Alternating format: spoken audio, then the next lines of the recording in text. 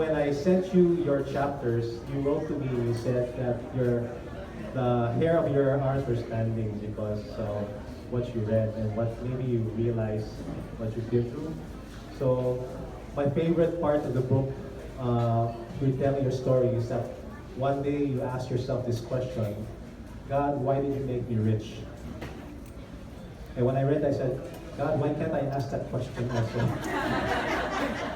Because you were once UK's top 9 or 10 richest. So, yeah, my first business in England was computer games, and it was very successful. But at the age of 20, I was able to borrow some money from Prince Charles to start a computer game business through his foundation.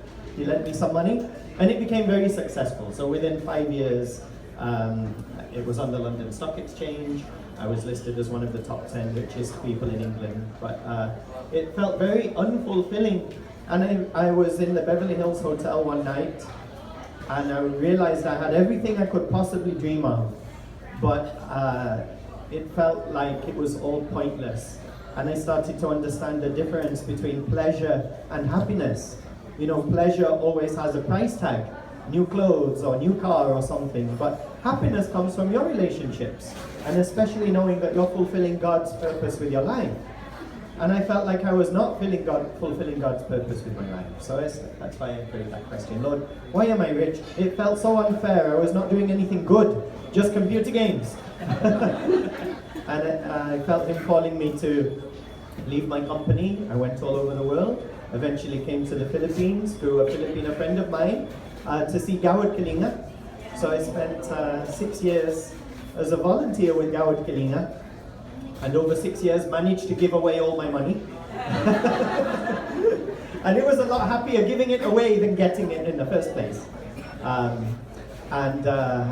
I felt like God had really opened my eyes to the reason He'd given me that blessing. And 10 years ago, my wife Anna and her sister Camille, they came up with the idea for Human Nature, and they wanted me to be involved. But I was saying to them, well, I don't know anything about lipstick. I don't know anything about dark underarms. That's for you to know, you know. And they were saying, no, you have to help us. If we're going to start a business, you have to be there. Well, at that time, I was the happiest I'd ever been in my life. I was in Gawad Kalinga full-time as a volunteer.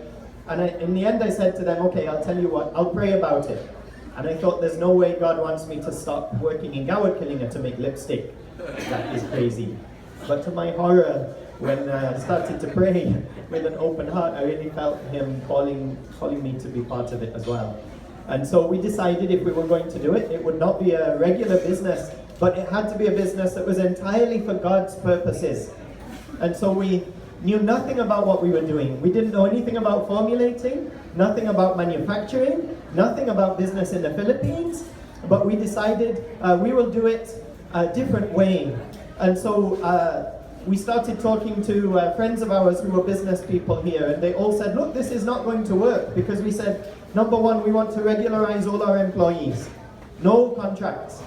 Number two, we're going to pay almost double the minimum wage. Number three, no work on Sunday. And they were all telling us, this is crazy. Sunday is the busiest day of the week for selling. You can't regularize everybody. They will take advantage of you. Why will they work if they regularize? A lot of people saying things like that. But we felt God telling us to do it. Anyway, it's been 10 years now. We're 600 employees. The minimum salary we give to our cleaners, to our messengers, to our warehouse people, minimum 21,000 a month. They work 7 hours a day, 5 days a week. We have a no firing policy. No firing, can you imagine? Because if God does not give up on us with all the mistakes we make, we cannot give up on the people He sends.